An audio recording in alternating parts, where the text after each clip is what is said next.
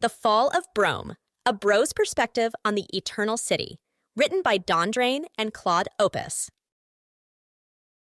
Preface. Why should you give a damn, bro? Yo, bro, I know what you're thinking. Why the hell should I care about some ancient city that fell a long-ass time ago? Well, let me tell you, the story of Rome is one of the most epic tales in history, and it's still relevant to your life today, whether you realize it or not. Rome was the ultimate empire, bro. It had it all: power, wealth, babes, and some seriously badass dudes running the show. But even the mightiest of empires can fall, and Rome's decline is a cautionary tale that every bro should know. In this book, we're going to take you on a wild ride through the rise and fall of Rome. We'll introduce you to the emperors who ruled with an iron fist, the gladiators who fought to the death for glory, and the everyday bros who lived it up in the greatest city the world had ever seen. But we're not just going to focus on the good times. We'll also dive into the juicy stuff, like the political backstabbing, the crazy orgies, and the epic battles that ultimately led to Rome's downfall. Trust me, bro, this shit is better than any reality TV show. So sit back, crack open a cold one, and get ready to learn about the most incredible empire in history.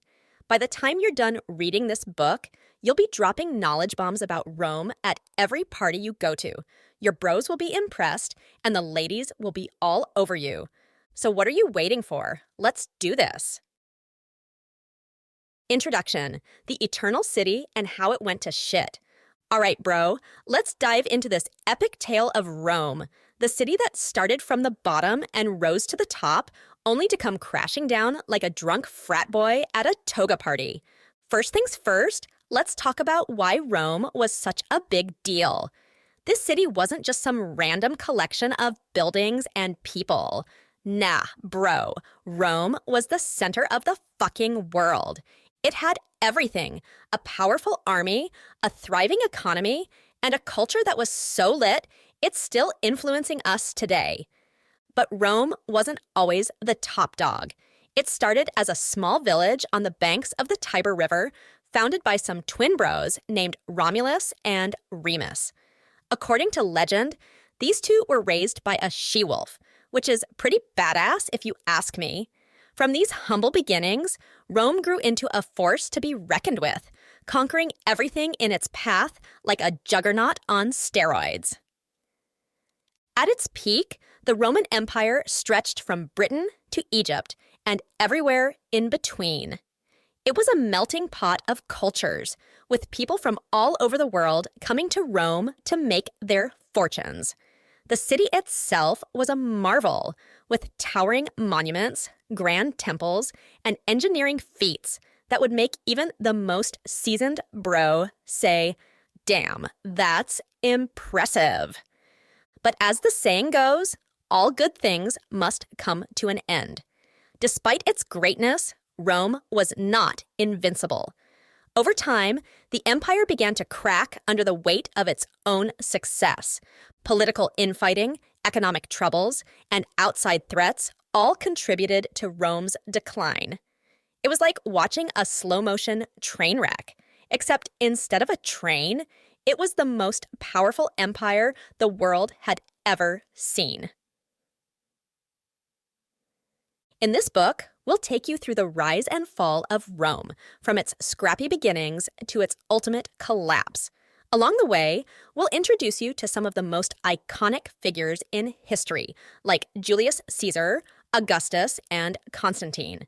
We'll also explore the everyday lives of the Roman people, from the lowliest slave to the most powerful senator. So buckle up, bro, because this is going to be one wild ride. By the end of this book, you'll have a newfound appreciation for the Eternal City and its place in history. And who knows, maybe you'll even be inspired to start your own empire. Just don't forget to pour one out for Rome when you reach the top. Chapter 1, the Pax Romana, when Rome ruled the world. Bro, let me tell you about a time when Rome was on top of the fucking world. I'm talking about the Pax Romana, or Roman peace, for those who don't speak Latin. This was a golden age for Rome, a time when the empire was at its peak, and nobody could mess with it. So, what exactly was the Pax Romana? It was a period of about 200 years, from 27 BC to 180 AD, when the Roman Empire was the undisputed boss of the Mediterranean world. During this time, Rome enjoyed an unprecedented level of peace, prosperity, and stability. It was like the ultimate victory lap after centuries of conquest and expansion. Under the rule of emperors like Augustus, Trajan, and Hadrian, Rome flourished like never before. The economy was booming, trade was thriving, and the arts and sciences were advancing at a rapid pace. It was a time of great innovation and progress, with new ideas and technologies spreading like a wildfire across the empire. But let's be real, bro. The Pax Romana wasn't all sunshine and rainbows. It was built on the backs of conquered peoples and held together by a ruthless military machine. The Romans were masters of war, and they didn't hesitate to crush anyone who stood in their way. They were like the ultimate alpha males, asserting their dominance over the world with a mix of brute force and cunning diplomacy. Still, there's no denying that the Pax Romana was a high point in human history. It was a time when a single civilization held sway over a vast expanse of territory, bringing order and stability to a chaotic world. The Romans built roads, aqueducts, and other infrastructure that connected far-flung regions and facilitated trade and communication like never before. And let's not forget about the cultural achievements of the Pax Romana. This was the age of Virgil, Ovid, and Horace, of Seneca and Marcus Aurelius. It was a time when Roman art, literature, and philosophy reached new heights of sophistication and brilliance. The legacy of the Pax Romana can still be felt today in everything from our legal systems to our architecture.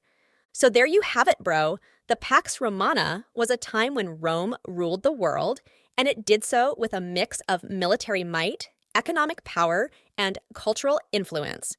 It was a golden age that set the standard for all future empires to follow. And while it may have been built on some pretty fucked up stuff, there's no denying that it was a major turning point in human history. Chapter 2. The Emperors, Bros with Mad Power Trips. All right, bro, it's time to talk about the guys who ran the show during the Roman Empire, the emperors. These dudes were like the ultimate party animals, with more power and wealth than you could shake a stick at. But with great power comes great responsibility. And let's just say that some of these bros didn't exactly handle it well. First up, we've got Augustus, the OG emperor himself. This guy was a master of political maneuvering, and he basically created the imperial system from scratch. He was like the Steve Jobs of ancient Rome, taking a bunch of disparate parts and turning them into a well-oiled machine. Under his rule, Rome entered the Pax Romana and enjoyed a level of stability and prosperity that was pretty much unheard of at the time. But not all emperors were as chill as Augustus. Take Caligula, for example. This dude was like the poster child for power tripping. He basically thought he was a god, and he had some seriously weird habits to match. Like, he once appointed his horse as a priest, and he reportedly had plans to make it a consul. Talk about a wild ride, bro. Then there was Nero, the emperor who literally fiddled while Rome burned. This guy was a piece of work, let me tell you. He had his own mother killed, and he persecuted Christians like it was going out of style. He was also a bit of a diva, with a love for music and theater that bordered on the obsessive. In the end, his own people turned against him, and he ended up taking his own life. Talk about a dramatic exit, bro. But it wasn't all bad news with the emperors. Take Trajan, for example. This guy was a military badass who expanded the empire to its greatest extent. He was like the Chuck Norris of ancient Rome, taking names and kicking ass wherever he went. And then there was Marcus Aurelius, the philosopher king who ruled with wisdom and compassion. He was like the Mr. Rogers of the Roman world, always trying to do the right thing, even in the face of adversity. Of course, there were plenty of other emperors who left their mark on history, for better or worse. From the paranoid Domitian to the reform-minded Diocletian, each emperor brought their own unique style to the job. Some were great leaders who left the empire better than they found it, while others were tyrannical assholes who ran it into the ground. But one thing's for sure, bro. Being a Roman emperor was a wild ride. These guys had more power and wealth than most people could dream of, and they weren't afraid to use it. They shaped the course of history in ways that are still felt today, for better or worse. So pour one out for the emperors, bro, because they were the ultimate party animals of the ancient world. Chapter 3. Roman Society and Culture, Togas, Orgies, and Epic Feasts. Bro, let me tell you, the Romans knew how to party. When they weren't busy conquering the world or building epic monuments, they were getting down and dirty with some of the wildest shit you've ever seen. From the lowliest plebeian to the most powerful senator, everyone in Rome was looking for a good time. Let's start with the basics. Togas. These were like the ancient Roman equivalent of a tuxedo, except way more comfortable. Made of wool or linen, togas were the go-to outfit for any respectable Roman citizen. But don't let the simple design fool you. Togas could be seriously elaborate, with all sorts of fancy folds and draping techniques. It was like origami for clothes, bro. But togas were just the beginning. When it came to parties, the Romans didn't mess around. They had a whole calendar of festivals and celebrations, each one more epic than the last. Take the Saturnalia, for example. This was a week-long party in December where everyone cut loose and let their hair down. Slaves got to be masters for a day, and everyone exchanged gifts and got drunk off their asses. It was like Christmas and Mardi Gras rolled into one. And then there were the orgies. Oh boy, did the Romans love their orgies. These were like the ultimate bro-downs, with people of all genders and social classes getting together for some serious debauchery.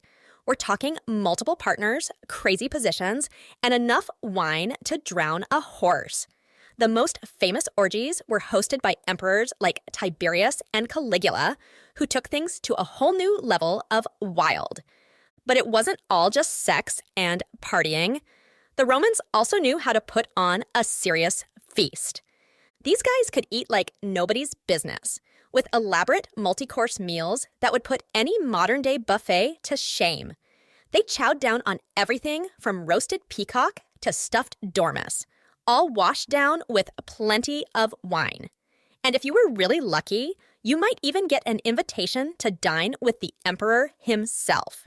Of course, not everything about Roman society was quite so fun and games. There was a strict social hierarchy in place, with the wealthy patricians at the top and the lowly plebeians at the bottom. Women had it especially rough, with few legal rights and little say in their own lives. And let's not forget about the slaves, who were treated like property and could be bought, sold, or killed on a whim. But despite all the fucked up shit, there's no denying that the Romans knew how to live life to the fullest. They worked hard and played harder, with a zest for life that's hard to match even today. So the next time you're feeling down, just remember, WWRG. What would a Roman do? Chances are the answer involves a toga, some wine, and a whole lot of crazy. Chapter 4. The Roman Army, Badass Bros in Battle. All right, bro, listen up. We've talked about the parties, the orgies, and the feasts, but now it's time to get serious. Because when it came to kicking ass and taking names, nobody did it better than the Roman army. These guys were the ultimate warriors, trained from birth to be lean, mean, fighting machines. They were like the Navy SEALs of the ancient world, except instead of high-tech gear and fancy weapons, they had swords, shields, and a whole lot of attitude. The secret to the Roman army's success was discipline. These bros followed orders like their lives depended on it, which, let's be real, they kind of did. They marched in formation, fought in formation, and even took a dump in formation. It was all about unity and cohesion, working together as one unstoppable force. But don't think for a second that the Roman army was just a bunch of mindless drones. These guys were skilled as fuck, with years of training in everything from hand-to-hand combat to siege warfare. They could march for days on end, carrying all their gear and supplies on their backs like it was nothing. And when it came time to fight, they were absolutely ruthless. The Roman army's signature move was the testudo, or tortoise, formation. This was where the soldiers would lock their shields together in a tight formation, creating an impenetrable wall of metal and muscle. It was like a human tank, able to withstand even the fiercest attacks from the enemy. And speaking of enemies, the Roman army faced off against some of the toughest bros in history. From the fierce Gauls to the cunning Carthaginians, these guys went up against the best of the best and came out on top every time. They conquered everything from the deserts of North Africa to the forests of Germania, leaving a trail of broken bones and shattered dreams in their wake. But the life of a Roman soldier wasn't all glory and conquest. These guys had to put up with some seriously shitty conditions, from long marches in the blistering heat to freezing cold nights on the front lines. They were constantly at risk of injury, disease, and death, all for the sake of expanding the empire and bringing glory to Rome. And yet, despite all the hardships and the danger, the Roman army remained the most badass fighting force the world had ever seen. They set the standard for military might and discipline, and their legacy continues to inspire soldiers and warriors to this day. So the next time you're feeling like a pussy, just remember the Roman army. These bros faced down impossible odds and emerged victorious, all thanks to their iron will and unbreakable spirit. They were the ultimate badasses of the ancient world, and they'll always be remembered as such. Part 2, When Things Started Going South. Chapter 5, The Crisis of the 3rd Century, Rome's Midlife Crisis. Bro, have you ever hit a point in your life where everything just starts going to shit? Like, one minute you're on top of the world, and the next you're questioning everything you've ever done? Well, that's basically what happened to Rome in the 3rd century AD. They call it the crisis of the 3rd century, and it was like Rome's version of a midlife crisis. For decades, the empire had been riding high, conquering new lands and raking in the dough. But then, around 235 AD, things started to fall apart. It all started with a string of shitty emperors. These guys were like the worst bosses you've ever had, except with the power to execute you on a whim. They were constantly fighting amongst themselves, getting assassinated left and right, and generally just fucking everything up. In a span of just 50 years, Rome had more than 20 different emperors. It was like a game of musical chairs, except with more stabbing. But the problems didn't stop there. Rome was also facing threats from all sides, with barbarian tribes constantly raiding the borders and stirring up trouble. The Goths, the Franks, the Alemanni, these bros were like the ultimate party crashers, except instead of ruining your vibe, they were trying to burn your city to the ground. And if that wasn't bad enough, the economy was also in the toilet. Inflation was out of control, trade was disrupted, and people were struggling to make ends meet. It was like the Great Depression, but with togas. The combination of political instability, foreign invasions, and economic turmoil was like a perfect storm of shit. Rome was in serious trouble, and it seemed like there was no way out. Historians call this period the military anarchy, which is a fancy way of saying a giant fucking mess. But here's the thing, bro. Rome wasn't about to go down without a fight. Even in its darkest hour, the empire still had some serious badasses on its side. Emperors like Aurelian and Diocletian managed to stop the bleeding and get things back on track, at least for a little while. They reformed the army, stamped out rebellion, and even managed to take back some of the territory that had been lost. In the end, though, it was too little, too late. The damage had been done, and Rome was never quite the same again. The crisis of the 3rd century was like a wake-up call, a reminder that even the greatest empires can fall if they're not careful. So, what can we learn from Rome's midlife crisis? Well, for starters, don't let your empire get too big for its britches. And if you're going to have a string of shitty leaders, at least make sure they're not actively trying to destroy everything. But most importantly, remember that no matter how bad things get, there's always a chance to turn it around, as long as you've got some serious bros on your side. The new bro on the block. All right, bros, it's time to talk about the new kid on the block who showed up and started making waves in the Roman Empire, Christianity. This wasn't just some flash-in-the-pan cult or minor religion. This was a full-blown movement that would eventually take over the whole damn empire. At first, the Romans were like, who the fuck are these guys? Christians were seen as weirdos and outcasts, with their strange rituals and their refusal to worship the traditional Roman gods. They were even persecuted by some of the more dickish emperors, who saw them as a threat to the established order. But despite all the haters, Christianity just kept growing. It started with a small group of followers of Jesus Christ, who spread his message of love, forgiveness, and sick-ass miracles throughout the empire. They were like the ultimate bros, always having each other's backs and standing up for what they believed in, even in the face of some seriously gnarly persecution. As time went on, more and more people started to see the appeal of this new religion. It offered a sense of hope and purpose in a world that could often feel pretty fucking bleak.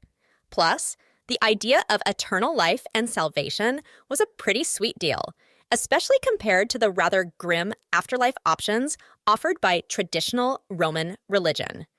But it wasn't just about the message. Christianity also had some seriously smart bros working behind the scenes to help spread the word.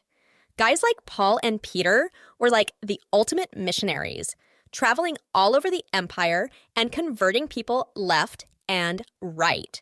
They were like the ancient version of those guys who knock on your door and try to sell you on their religion, except actually effective.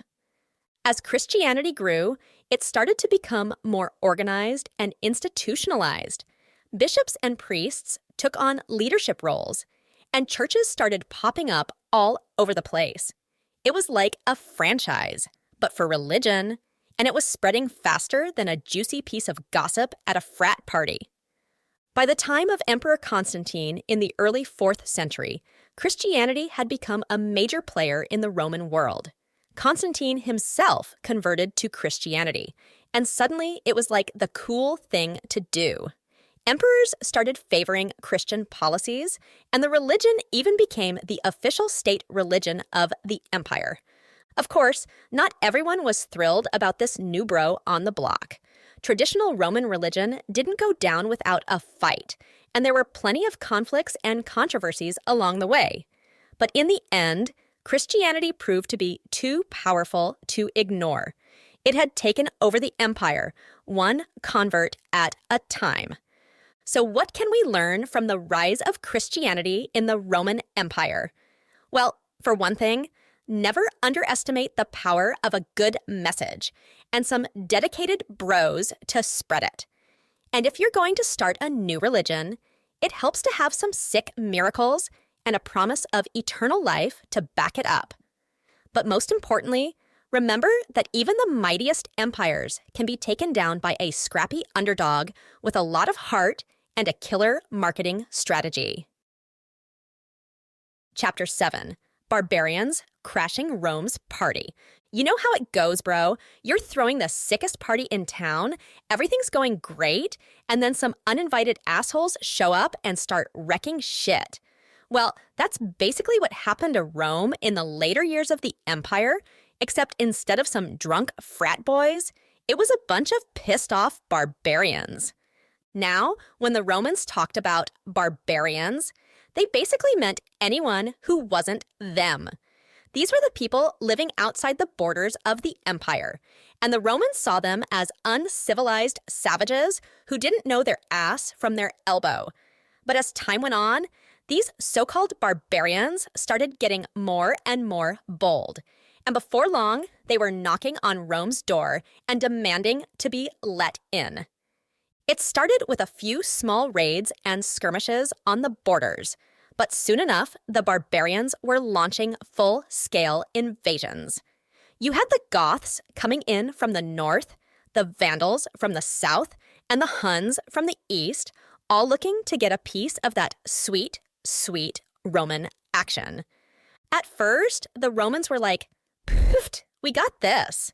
They had the most badass army in the world, after all, and they'd been dealing with barbarian threats for centuries. But as the invasions kept coming and the empire kept getting weaker, it started to become clear that this was a different kind of threat altogether. Part of the problem was that the barbarians were just a lot more hardcore than the Romans were used to. These bros had been living in the wilderness, hunting and fighting, and generally being badasses their whole lives, while the Romans had gotten a little soft from all that living in luxury and decadence. It was like putting a bunch of UFC fighters up against some dudes who spent all day lounging around in togas. But the barbarians also had some seriously crafty leaders on their side. Guys like Alaric, the king of the Visigoths, and Attila, the ruler of the Huns, were master strategists who knew how to exploit the empire's weaknesses and hit them where it hurt. They were like the ultimate party crashers, showing up uninvited and then trashing the place before anyone could stop them. As the invasions continued, the Romans started to realize they were in some deep shit. They tried everything from bribing the barbarians to enlisting them as allies, but nothing seemed to work. The empire was crumbling from within, and the barbarians were just the final nail in the coffin. In the end, it was the Visigoths who struck the killing blow. In 410 AD, they launched a devastating attack on Rome itself, sacking the city and sending shockwaves throughout the empire. It was like the ultimate party foul, and it signaled the beginning of the end for the once mighty Roman Empire. So what can we learn from the barbarian invasions of Rome?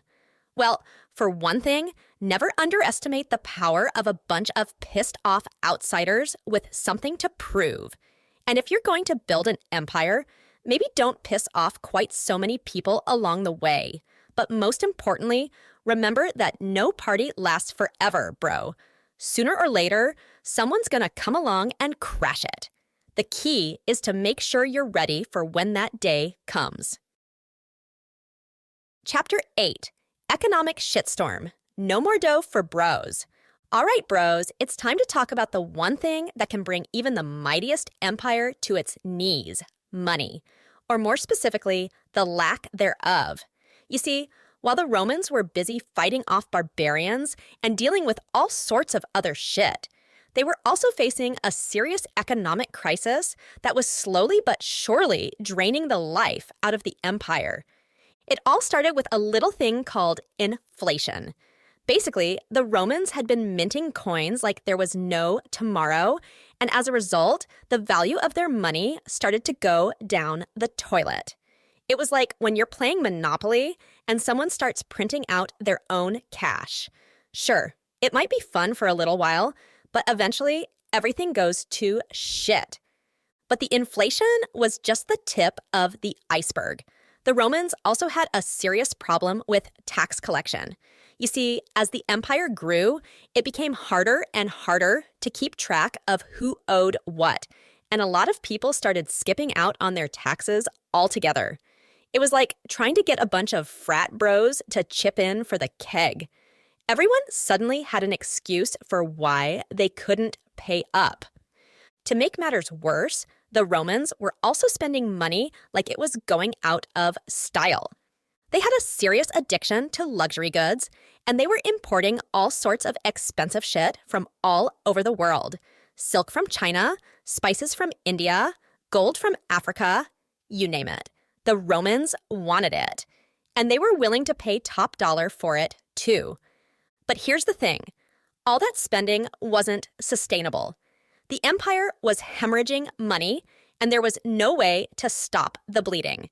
They tried devaluing their currency, but that just made things worse. They tried raising taxes, but that just pissed people off even more. It was like trying to fix a leaky boat by drilling more holes in the bottom. As the economic crisis deepened, it started to have serious ripple effects throughout the empire. Farmers couldn't afford to keep their land, so they started abandoning their fields and moving to the cities. But the cities were already overcrowded and struggling to keep up with the influx of people, so poverty and disease started running rampant. At the same time, the army was starting to feel the pinch. Soldiers weren't getting paid, and they were getting pretty fucking sick of risking their lives for an empire that couldn't even afford to keep them fed and clothed. Some of them started deserting, while others turned to banditry and other forms of crime just to make ends meet. It was a vicious cycle, and it was slowly but surely tearing the empire apart from the inside out. The rich were getting richer, the poor were getting poorer, and the middle class was getting squeezed out of existence altogether. It was like watching a slow-motion car crash, and there was nothing anyone could do to stop it. In the end, the economic crisis was one of the biggest factors in the fall of the Roman Empire. It weakened the empire from within, making it vulnerable to outside threats and internal strife. And once the money ran out, the party was over. No more dough for the bros. So what can we learn from the economic shitstorm that took down the Romans? Well, for one thing, don't bite off more than you can chew. And if you're going to run an empire, maybe try to keep your spending under control.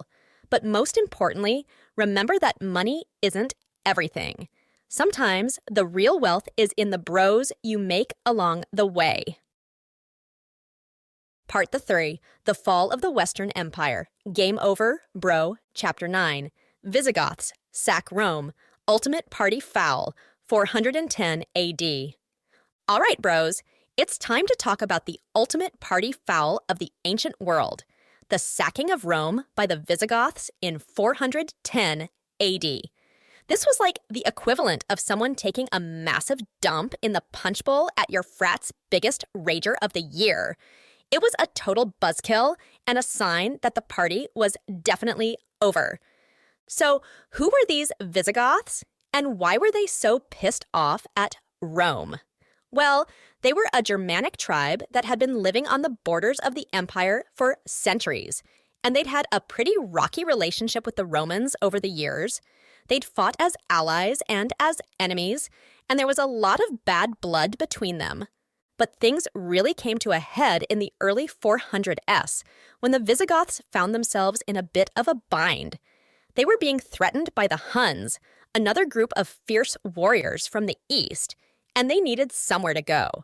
So they turned to their old frenemy, Rome, and asked for permission to settle within the empire's borders. The Romans were like, sure, why not? They figured it was better to have the Visigoths on their side than against them, so they let them in. But here's the thing. the Romans didn't exactly roll out the welcome mat. They treated the Visigoths like second-class citizens, and they didn't give them the land and resources they'd been promised. As you can imagine, the Visigoths were pretty fucking pissed about this. They felt like they'd been played, and they weren't about to take it lying down. So, under the leadership of their king, Alaric, they decided to take matters into their own hands. In 410 AD, the Visigoths marched on Rome itself, and they proceeded to sack the ever-loving shit out of the city. They looted and pillaged their way through the streets, burning buildings, and taking whatever they could get their hands on. It was like the ultimate revenge fantasy, and the Romans were powerless to stop them. The sacking of Rome was a total game changer. It was the first time in 800 years that the city had been invaded, and it sent shockwaves throughout the empire. People couldn't believe that the mighty Roman Empire could be brought to its knees by a bunch of pissed-off barbarians. But here's the thing. The sacking of Rome was really just the beginning of the end. It was like the first domino to fall in a long line of disasters that would eventually lead to the fall of the Western Roman Empire. The Visigoths had exposed the empire's weaknesses, and there was no putting the genie back in the bottle. In the aftermath of the sacking, the Romans tried to pick up the pieces and move on. But things were never quite the same. The empire was in decline, and it was only a matter of time before it collapsed altogether. So, what can we learn from the ultimate party foul of the Visigoths sacking Rome? Well, for one thing, don't piss off your neighbors. And if you're going to make promises, you better damn well keep them. But most importantly, remember that even the mightiest empires can fall. And sometimes, all it takes is one epic party foul to bring the whole thing crashing down. Chapter 10. Vandals conquer North Africa. Not cool, bro. 429, 439 AD. You know what's not cool, bro? When a bunch of dudes roll up on your turf and start claiming it as their own. That's exactly what happened to the Romans in North Africa in the early 400s, when a tribe of Germanic warriors known as the Vandals decided to take over the joint. Now, North Africa was a pretty sweet deal for the Romans. It was a major source of grain and other resources, and it was a key strategic location for controlling trade routes in the Mediterranean. So when the Vandals started eyeing it up, the Romans were like, "Aw, hell nah, bro. Not on our watch." But here's the thing. The Vandals were no joke. They were a tough, battle-hardened bunch who had been wreaking havoc all over Europe for years. And their king, a guy named Genseric, was a total badass who knew how to get shit done. In 429 AD, Genseric and his Vandal bros crossed over from Spain into North Africa, and they started taking over left and right. They captured the city of Hippo Regius, which was a major center of Roman power in the region, and they started spreading out from there. The Romans tried to fight back, but they were stretched thin and dealing with all sorts of other problems at the time. Plus, the Vandals had a secret weapon. They were masters of naval warfare, and they used their skills to dominate the Mediterranean and cut off Rome's supply lines. Over the next decade, the Vandals systematically conquered pretty much all of North Africa, from modern-day Morocco all the way to Libya. They took over key cities like Carthage and Cirta, and they established their own kingdom in the region. Needless to say, this was a major blow to the Romans. North Africa had been a vital part of their empire for centuries, and now it was in the hands of a bunch of Germanic upstarts. It was like watching your bro's ex-girlfriend start dating the douchebag from across the street. It just wasn't cool, man. But the Vandals weren't content to just sit back and enjoy their new digs. They started raiding the coast of Italy and even sacked the city of Rome itself in 455 AD. It was like adding insult to injury, and the Romans were seriously pissed off about it. In the end, though, there wasn't much the Romans could do. They were too weak and too preoccupied with other problems to mount a serious counterattack. The Vandals held on to North Africa for almost a century before finally being defeated by the Byzantines in the 530s. So, what can we learn from the Vandals' conquest of North Africa? Well, for one thing, never underestimate the power of a bunch of determined dudes with boats. And if you're going to try to hold onto a key strategic region, you better be ready to fight for it. But most importantly, remember that sometimes in life, shit just happens. And when a bunch of Vandals roll up on your turf, all you can do is try to roll with the punches and hope for the best.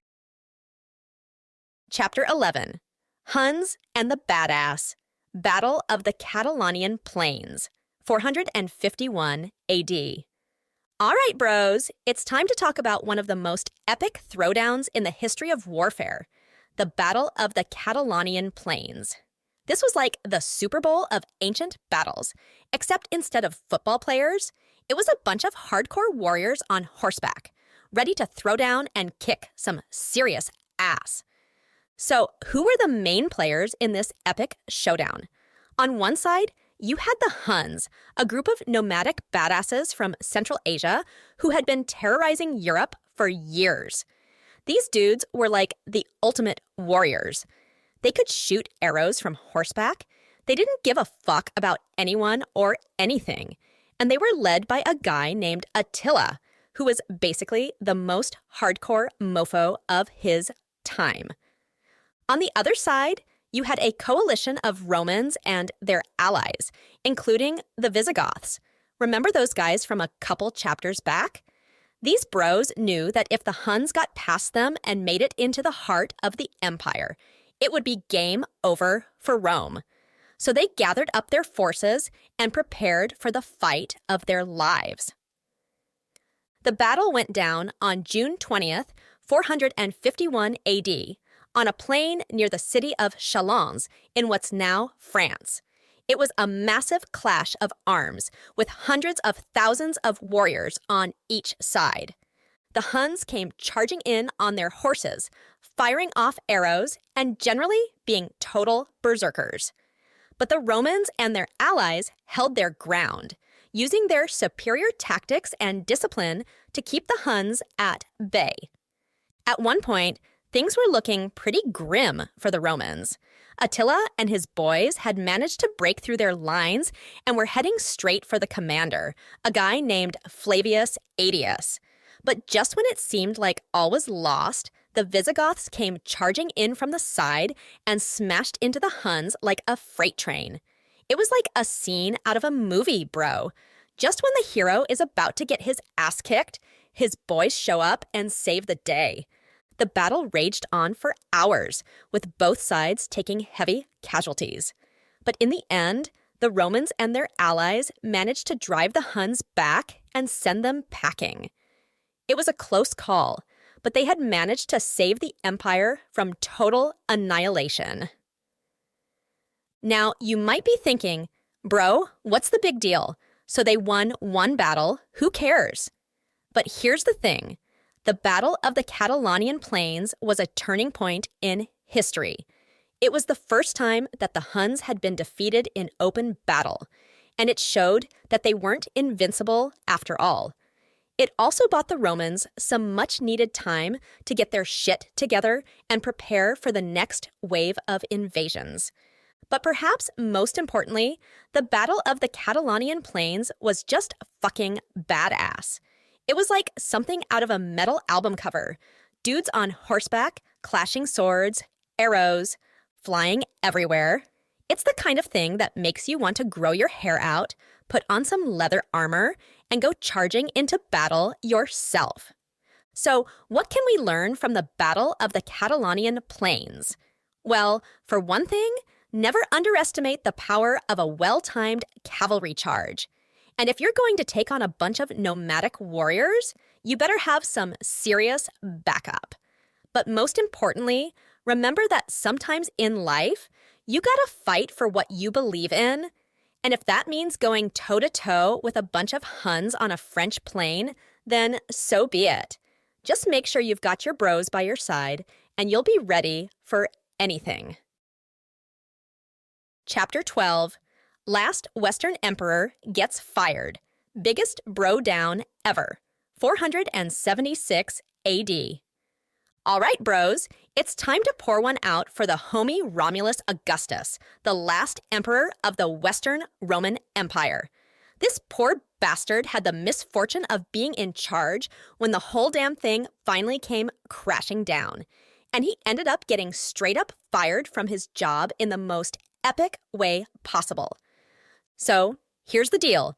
By 476 AD, the Western Roman Empire was basically a shell of its former self. It had been getting its ass kicked by barbarian invaders for decades, and it was barely holding on by a thread. The last few emperors had been total jokes, and nobody really took them seriously anymore. Enter Romulus Augustus, a 16-year-old kid who got put on the throne by his dad, a general named Orestes. Now, Orestes was a pretty shady dude himself. He had basically staged a coup to get his son in power, and he was calling all the shots behind the scenes. But even he couldn't stop the inevitable. See, there was this other general named Odoacer who was getting pretty sick of Orestes' shit. Odoacer was a Germanic warrior who had been serving in the Roman army, and he figured that if anyone deserved to be running the show, it was him. So he gathered up his boys and marched on the capital, ready to throw down. Orestes tried to put up a fight, but it was no use. Odoacer's army rolled right over him, and he ended up getting captured and executed. That left poor little Romulus Augustus all alone on the throne, with no idea what the fuck was going on. Odoacer strode into the palace like a boss, and he basically told Romulus Augustus to GTFO. He stripped the kid of his imperial robes and sent him packing, telling him that the Western Roman Empire was no more. From now on, Odoacer was the one calling the shots. Now, you might be thinking, damn, that's cold, bro. Poor Romulus Augustus didn't even get a chance to prove himself. But here's the thing. The Western Roman Empire was already a lost cause by that point. It had been in decline for centuries, and there was no way that some teenage emperor was going to be able to turn things around. In a way, Odoacer did Romulus Augustus a favor by putting him out of his misery. He saved the kid from having to preside over the final death throes of a once great empire, and he gave him the chance to retire in peace and live out the rest of his days as a private citizen. But still, you gotta pour one out for Romulus Augustus. He may have been a shitty emperor, but he was the last of his kind. When Odoacer gave him the boot, it was like the end of an era, the final nail in the coffin of the Western Roman Empire. And really, isn't that what being a bro is all about? Sticking together through thick and thin, even when the whole world is crumbling around you? Romulus Augustus may not have been the greatest emperor of all time, but he was still a bro to the end. And for that, we salute him. So crack open a cold one, light up a spliff, and take a moment to remember the last emperor of the Western Roman Empire. He may be gone, but he'll never be forgotten, not as long as there are still bros out there ready to pour one out in his honor. Rest in peace, Romulus Augustus. You were the realest bro of them all. Chapter 13, Justinian I, the bro who tried to make Rome great again. What's up, bros? You thought the Western Roman Empire was done for good after Romulus Augustus got the boot? Think again, homie. Enter Justinian I, the Eastern Roman Emperor who had a dream of making Rome great again. This bro was determined to restore the empire to its former glory, no matter how many enemies he had to crush along the way. Justinian was born in 482 AD, a time when the Western Roman Empire was already long gone, and the Eastern Empire was the only game in town. But Justinian wasn't content to just sit back and watch the world go by. He had a vision of a united Roman Empire, with himself as the ultimate bro-in-chief. When Justinian took the throne in 527 AD, he wasted no time in getting to work. He assembled a team of the most badass generals and advisors he could find, including his boy Belisarius, who was basically the Chuck Norris of the 6th century. Together, they set out to reconquer the lost territories of the Western Empire and show those barbarian bros who was boss. First up on Justinian's hit list was the Vandal Kingdom in North Africa. Remember those guys who took over the joint back in chapter 10? Yeah, Justinian wasn't having any of that shit. He sent Belisarius and his army to take them down, and they did it in style. They captured the Vandal King and took back all the land he had stolen, like a bunch of repo men on steroids. Next, Justinian turned his attention to Italy, which had been taken over by the Ostrogoths after the fall of the Western Empire. This time, it was a little tougher. The Ostrogoths put up a serious fight, and the war dragged on for years. But Justinian wasn't about to back down. He kept sending in reinforcements until finally, the Ostrogoths were crushed, and Italy was back in Roman hands. But Justinian wasn't just a conqueror. He was also a master of the law. He ordered his boy, Tribonian, to compile all the existing Roman laws into one massive code, which became known as the Corpus Juris Civilis. This shit was like the ultimate bro Bible. It laid out everything from property rights to criminal law, and it's still studied by legal bros to this day. On top of all that, Justinian was a major patron of the arts and architecture. He commissioned the building of the Hagia Sophia, one of the most stunning churches in the world, and he supported a thriving cultural scene in Constantinople. The dude knew how to party, and he wanted his empire to reflect that. But even the most badass bros have their limits, and Justinian was no exception. His constant wars and building projects put a serious strain on the empire's resources, and his subjects started to get pretty pissed off. In 532 AD, a bunch of hooligans started a riot in Constantinople that almost toppled Justinian's regime. But our boy wasn't about to let some punk-ass rioters take him down. He sent in the troops and crushed the rebellion like a true gangsta. In the end, Justinian's dream of a fully reunited Roman Empire never quite came to pass. But he did manage to reconquer a shit ton of territory and leave behind a legacy that would endure for centuries. Justinian was the ultimate comeback kid, the bro who refused to let the haters keep him down. And for that, we salute him. So crack open a cold one and pour one out for Justinian I, the Eastern Roman emperor who had the balls to try and make Rome great again. He may not have succeeded in the end, but damn if he didn't give it his all. Justinian bro, you were one of a kind.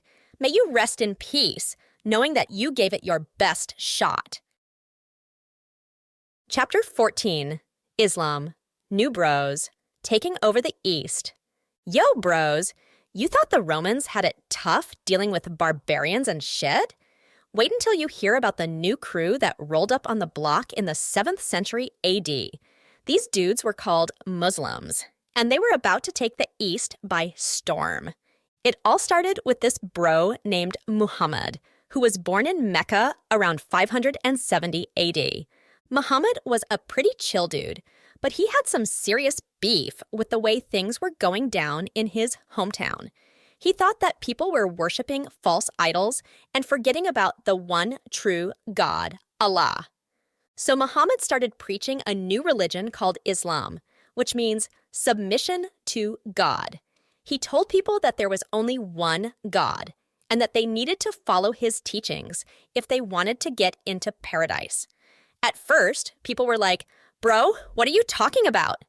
But Muhammad kept at it, and slowly but surely, he started to gain followers. In 622 AD, Muhammad and his crew had to bounce out of Mecca because the haters were getting too strong. They headed to the city of Medina, where they set up shop and started building their new community.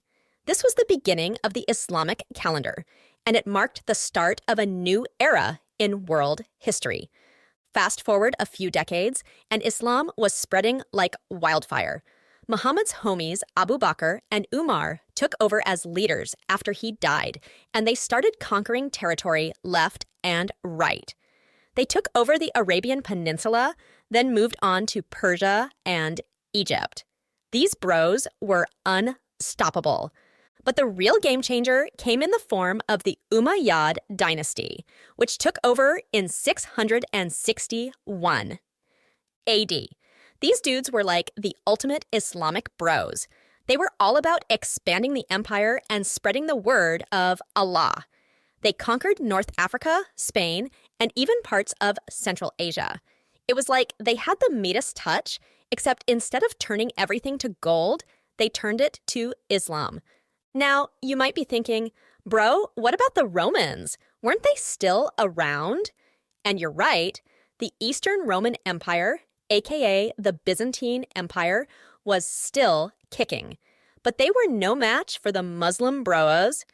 In 636 AD, the Muslims crushed the Byzantines at the Battle of Yarmouk, and it was pretty much game over from there. Over the next few centuries, the Islamic Empire kept growing and growing. They built some of the most badass cities in the world, like Baghdad and Damascus. They also made some serious contributions to science, math, and philosophy. These bros were smart as hell. But here's the thing. Just like the Romans, the Islamic Empire eventually started to fall apart. In the 11th century, a bunch of Turkish bros called the Seljuks rolled up and started causing trouble. Then the Crusaders showed up and tried to take back the Holy Land. It was a mess. But even though the empire fell, Islam was here to stay. Today, there are over 1.8 billion Muslims in the world, making it the second largest religion after Christianity. And just like the Romans, the legacy of the Islamic Empire can still be seen all over the place, from the Taj Mahal to the Alhambra. So there you have it, bros, the rise of Islam in the East. It just goes to show that no matter how big and badass an empire might be, there's always going to be some new crew waiting in the wings, ready to take over. But hey, that's just how the game is played.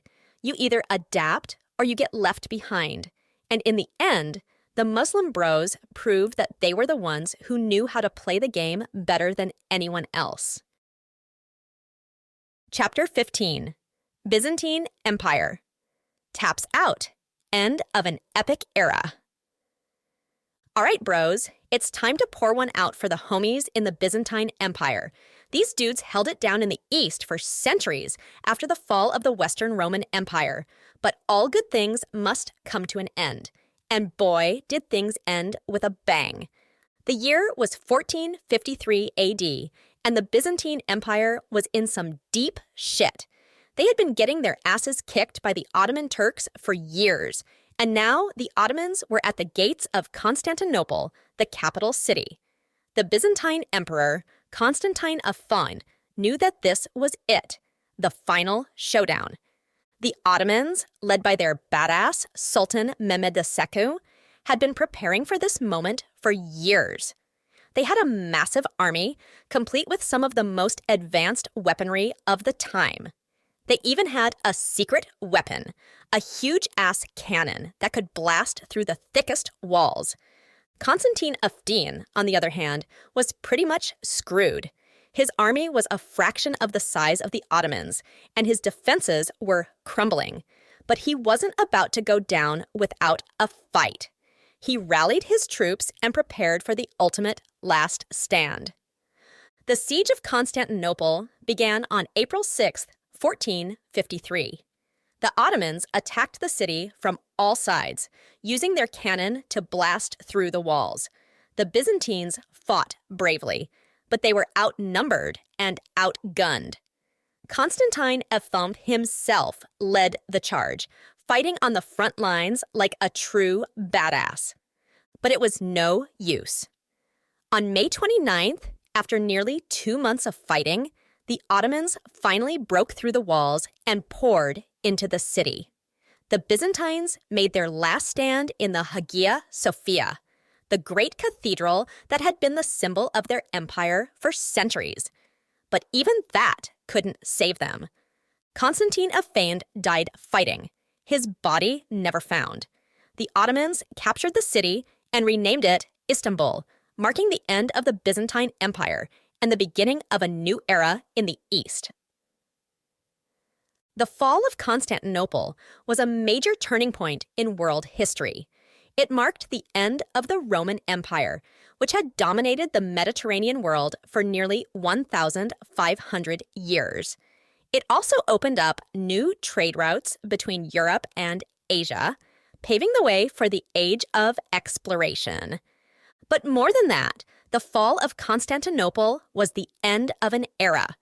The Byzantines had been the last bastion of the ancient world, the inheritors of the great classical civilizations of Greece and Rome. With their fall, that world was gone forever, replaced by a new order dominated by the Islamic empires of the East. For the Byzantines themselves, it was a bitter pill to swallow. They had always seen themselves as the true Romans, the guardians of the ancient traditions. But in the end, they were just another empire that rose and fell, like so many before them. So pour one out for the Byzantines, bros. They may have tapped out in the end, but they went down swinging. And in the annals of history, they will always be remembered as one of the most badass empires of all time. As for the Ottomans, well, they were just getting started. They would go on to build one of the greatest empires the world had ever seen, stretching from the Balkans to the Persian Gulf. But that's a story for another time.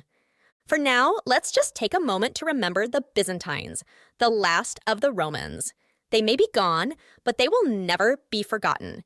So crack open a cold one, light up a spliff, and pour one out for the homies in Constantinople. They fought the good fight, and they died like true warriors. And in the end, that's all any bro can ask for. Conclusion: Rome's legacy, still bro-tastic after all these years. Well, bros, we've come to the end of our epic journey through the rise and fall of the Roman Empire. We've seen some serious shit go down, from the glory days of the Pax Romana to the final desperate stand of the Byzantines against the Ottoman Turks. But through it all, one thing has remained constant: the enduring legacy of Rome. You see, even though the empire itself may be gone, its impact on the world can still be felt to this day. The Romans left behind a treasure trove of art, literature, and philosophy that continues to inspire and influence us even now. They gave us everything from the Colosseum to the Aeneid, from the works of Cicero to the teachings of Marcus Aurelius. But more than that, the Romans left behind a set of ideals and values that have shaped the course of Western civilization for centuries. Things like the rule of law, the importance of citizenship, and the idea of a united Europe all have their roots in the Roman world. And let's not forget about the language, bros.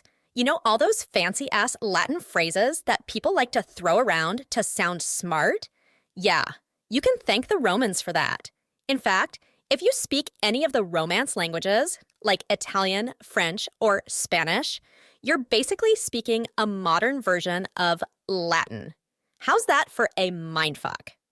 But perhaps the most important legacy of Rome is the idea of the empire itself. The Romans showed us what it means to be a superpower, to hold sway over vast territories and diverse peoples. They set the standard for what an empire could be, and every empire since then has been measured against them. Of course, being an empire isn't all it's cracked up to be. Just ask the Byzantines, who found out the hard way what happens when you get too big for your britches. But still, you gotta admit, there's something pretty fucking cool about the idea of ruling the world. And that, my bros, is what makes Rome's legacy so enduring. It's not just about the art and the literature and the language. It's about the spirit of conquest, the thirst for glory, the desire to be the biggest and baddest motherfucker on the block. It's about the idea that if you work hard and fight hard, you can achieve anything. So even though the Roman Empire may be gone, its legacy lives on in all of us. Every time we stand up for what we believe in, every time we strive for greatness, every time we raise a glass to the gods of the party, we're channeling a little bit of that Roman spirit.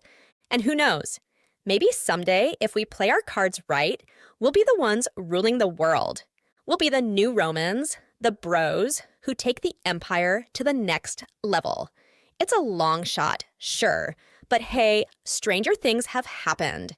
In the meantime, though, let's just take a moment to appreciate the Romans for what they were. The original bros, the ones who started it all. They may not have been perfect, but damn, they knew how to live life to the fullest. And in the end, isn't that what being a bro is all about? So here's to the Romans, bros. May their legacy endure for 1,000 more years, and may their spirit guide us all on our own epic journeys through life. Veni, vidi, vici, motherfuckers. Peace out.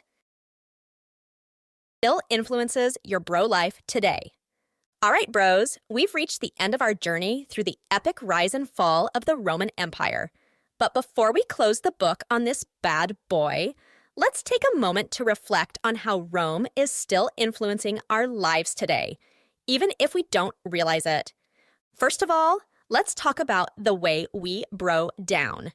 You know how we love to hit up the bars and clubs, throwing back beers and shots until the sun comes up? Well, guess what? The Romans were doing that shit way before us. They had their own version of the pub crawl, hitting up the local taverns and getting wasted on wine and mead. And just like us, they love to party hard and leave a trail of destruction in their wake. But it's not just about the drinking and the partying. The Romans also gave us some of the most iconic bro symbols of all time. Take the laurel wreath, for example. Back in the day, that was the ultimate sign of victory and achievement, worn by the greatest warriors and athletes of the empire. And today, it's still a symbol of excellence, worn by everyone from Olympic champions to college graduates. And let's not forget about the gladiator, the ultimate symbol of bro badassery. These dudes were the rock stars of their time, fighting to the death in front of screaming crowds for glory and honor. And even though gladiatorial combat is, thankfully, a thing of the past, the idea of the warrior bro lives on in everything from MMA fights to action movies. But perhaps the most important way that Rome still influences our bro lives today is in the way we think about masculinity and what it means to be a man. The Romans had a pretty fucked up view of gender roles, with women being seen as little more than property and men being expected to be tough, stoic, and unemotional. And unfortunately, a lot of those attitudes still persist today, even if we don't always realize it. But here's the thing, bros. We don't have to be limited by those old Roman ideas of what it means to be a man. We can take the best parts of the Roman legacy, the loyalty, the brotherhood, the love of a good party, and leave behind the toxic masculinity and the oppression of women. We can be the kind of bros who lift each other up, who support and encourage one another, and who fight for what's right. Because at the end of the day, that's what being a bro is all about. It's not about conquering the world or being the toughest dude in the room. It's about having each other's backs, no matter what. It's about living life to the fullest and making the most of every moment. And it's about leaving a legacy that will endure long after we're gone. So let's raise a glass to the Romans bros. They may be gone, but their spirit lives on in us. And as long as we keep that spirit alive, the spirit of brotherhood, of courage, of living life on our own terms, then the legacy of Rome will never die. So go forth, my brothers, and conquer the world, but do it with love in your hearts and a smile on your faces, because that's the real way to be a bro now and forever. Appendices. Appendix A. Timeline of key events. In case you missed it, bro. All right, bros. I know we've covered a lot of ground in this book. From the rise of Rome to the fall of the Byzantine Empire, it's been one wild ride. But just in case you missed a few key events along the way, maybe you were too busy shotgunning beers or hitting on that cute girl at the bar, here's a quick timeline to help you keep it all straight. 753 BC. Rome is founded by those crazy twins, Romulus and Remus. Legend has it they were raised by a she-wolf, which is pretty fucking metal, if you ask me. 509 BC. The Roman Republic is established, and the kings are kicked to the curb. Power to the people, bro. 264, 146 BC. The Punic Wars go down, with Rome and Carthage duking it out for control of the Mediterranean. In the end, Rome comes out on top, and Carthage is destroyed. Sucks to be them. 27 BC. Octavian becomes the first Roman emperor, taking on the name Augustus. The Roman Empire is born, and the Pax Romana begins. 64 AD. Rome burns while Nero fiddles, allegedly. Talk about a hot mess. 80 AD. The Colosseum is completed, giving Romans a sweet new spot to watch gladiators fuck each other up. 122 AD. Hadrian's Wall is built in Britain, marking the northern limit of the Roman Empire. Looks like the Scots were just too much to handle.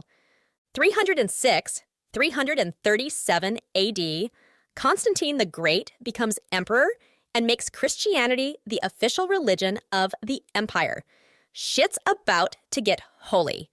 410 AD, the Visigoths sack Rome, marking the beginning of the end for the Western Roman Empire. Time to start packing your bags, broas. 476 AD. The last Western Roman emperor, Romulus Augustulus, is deposed by Odoacer. The Western Roman Empire is officially kaput. 527, 565 AD, Justinian I rules the Eastern Roman Empire like a boss, trying to reconquer the lost lands of the West. He makes some serious progress, but in the end, it's not enough. 632 AD, the Prophet Muhammad dies, and the Islamic Empire starts to rise. Look out, world. There's a new kid on the block. 1054 AD, the Great Schism splits the Christian Church into the Catholic Church in the West and the Orthodox Church in the East. Awkward family reunion, anyone? 1204 AD, the Fourth Crusade sacks Constantinople, because why the fuck not? The Byzantine Empire is left in shambles. 1453 AD, the Ottoman Turks conquer Constantinople, putting an end to the Byzantine Empire once and for all. Damn, son. And there you have it, bros. The key events in the rise and fall of the Roman Empire. Keep this timeline handy the next time you're trying to impress that history buff at the bar. Or, Appendix B. Glossary of important terms. Bro-cabulary. Listen up, bros. We've thrown around a lot of fancy words and historical terms in this book, and we know it can be tough to keep track of them all. But fear not. We've got your back. Here's a handy glossary of some of the most important terms you need to know to sound like a true Roman history buff. Aqueduct, a fancy-ass water slide that brought fresh water into Roman cities. Perfect for pool parties and epic water fights. Barbarian, anyone who wasn't a Roman. Basically, the ancient equivalent of a foreign exchange student. Centurion, a badass Roman officer who led a group of 100 soldiers. Think of them as the ultimate frat brozo's Colosseum, a giant arena where Romans watched gladiators fight to the death, like a giant UFC octagon, but with more blood and guts. Consul, one of two dudes who ruled Rome during the Republic. They were like the ultimate bros in charge. Emperor, the head honcho of the Roman Empire. He had more power than a keg full of Four Loko. Forum, the center of Roman public life, where bros could hang out, gossip, and talk shit about their rivals. Gladiator, a professional fighter who battled to the death in the arena. They were like the rock stars of the Roman world. Legion, a unit of the Roman army, made up of about 5,000 soldiers. These bros were the ultimate fighting machines. Pax Romana, a period of peace and stability in the Roman Empire that lasted for about 200 years. It was like the ultimate bro-down. Praetorian Guard, the personal bodyguards of the Roman emperor. They were like the Secret Service, but with more swords and shields. Republic, the period of Roman history before the empire when the government was run by elected officials. It was like a frat house, but with more backstabbing. Senate, a group of rich old dudes who advised the Roman emperor. They were like the ultimate country club. Toga, a long, flowing garment worn by Roman citizens. It was like a giant bedsheet, but more fashionable. Tribune, an official elected by the people to represent their interests in the Roman government. They were like the ultimate bros of the people. Triumph, a big-ass parade held in Rome to celebrate a military victory. It was like the ultimate victory lap, complete with gold and slave girls. Vomitorium, a room in a Roman amphitheater where spectators could go to puke their guts out after eating too much. Hey, even bros need a break sometimes. There you have it, bros, the ultimate bro-cabulary for all your Roman history needs. Keep this glossary handy the next time you're trying to impress that cute history major at the bar. Trust us, it works every time. Appendix C. Biographical sketches of key bros. All right, bros, we've covered a lot of ground in this book, from the rise of Rome to the fall of the Byzantine Empire and everything in between. But none of it would have been possible without some seriously badass bros leading the way. Here are a few of the most important dudes you need to know about. Julius Caesar, 144 BC. This guy was the ultimate player. He conquered Gaul, invaded Britain, and even found time to bang Cleopatra on the side. But in the end, he got stabbed in the back, literally, by his own bros et tu, Brute. Augustus, 63 BC 14 AD, the first emperor of Rome and the nephew of Julius Caesar. He was a master of propaganda and knew how to work a crowd. Under his rule, the Roman Empire reached its peak. Not bad for a skinny kid from the sticks. Nero, 37, 68 AD, a real piece of work, this guy.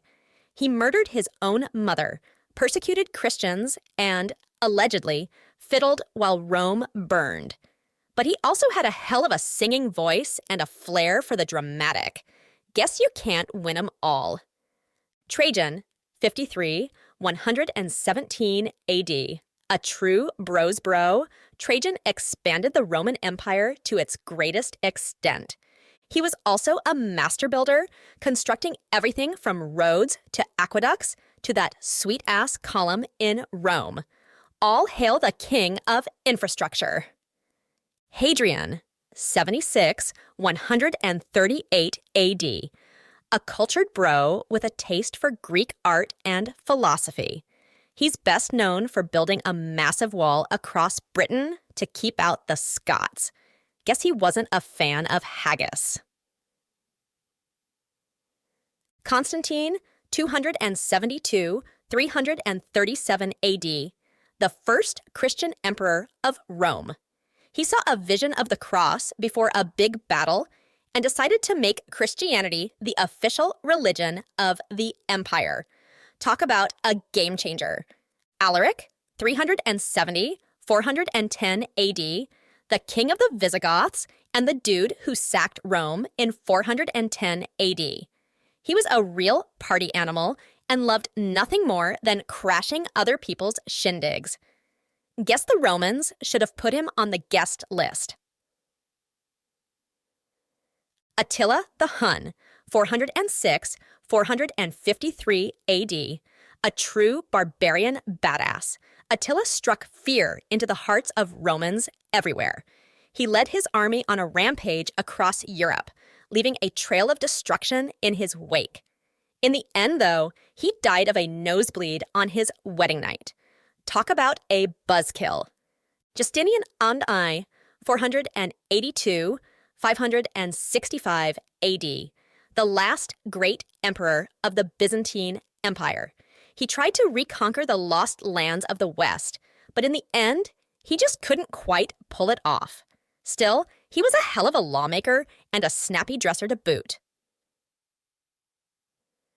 Mehmed II, 1432–1481 AD, the Ottoman Sultan who finally conquered Constantinople in 1453.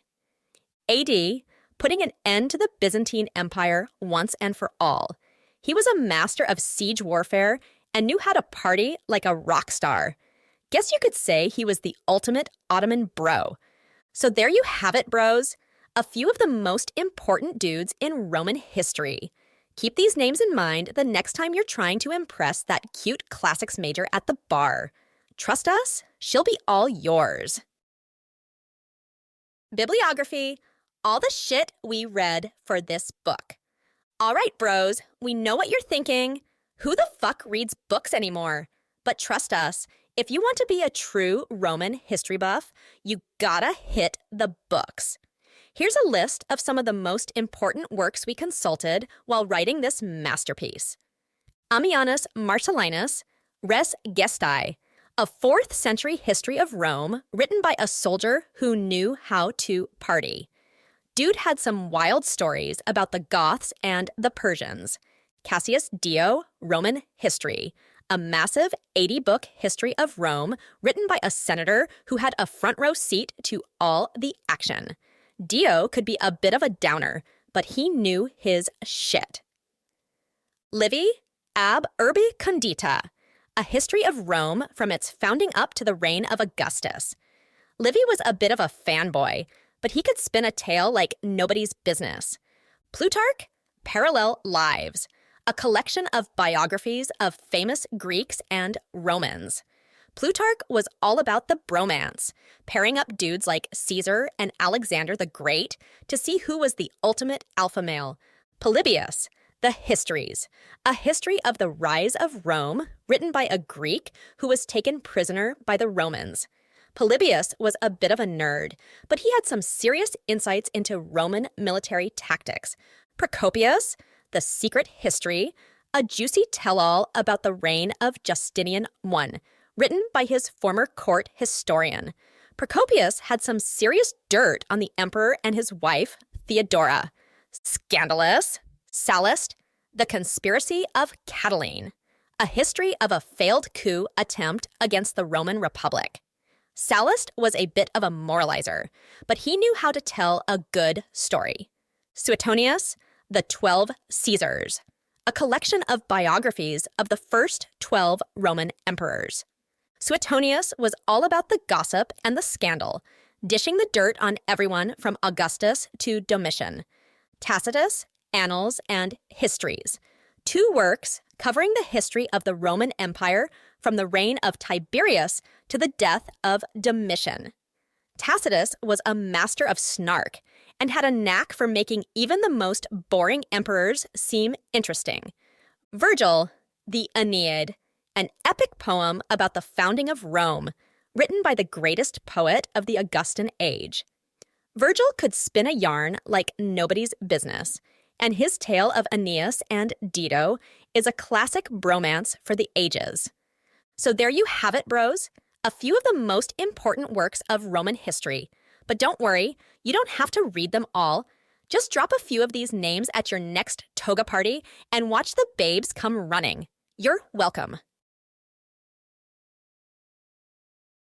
I hope you enjoyed learning all about the Fall of Brome. Credit goes to Dawndrain for writing the prompts, Claude Opus for writing the actual words, and Freya from 11 Labs for this bitchin' narration. Feel free to check out the kick-ass images generated by Midjourney. And if you want more bro-ified history, then just kick back and wait for your AI bros to deliver.